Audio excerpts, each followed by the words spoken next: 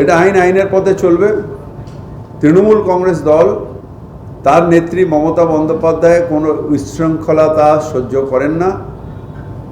কশান করে দিয়ে অন্যায় করেছে তাকে কশান করে দেওয়া হবে। No one is above the ল।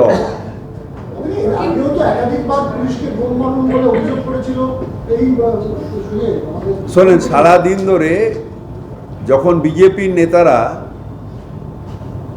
একজন মহিলা সিপাহীকে টেরোরিস্টের বোন বলে, তখন আপনাদের টিভি চুপ করে থাকে। আর যখন এই একটা উচকে পাচকা একটা কোনো জেলায় কেউ বলল, সেটাকে নিয়ে হাইলাইট হয়।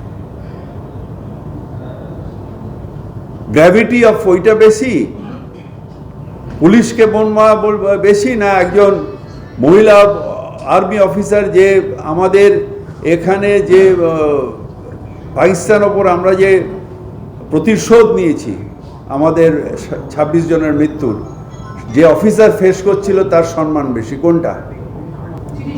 সেটা আমি অনুব্রত মণ্ডলের মুখপত্র নই, আমি এটা জানি না।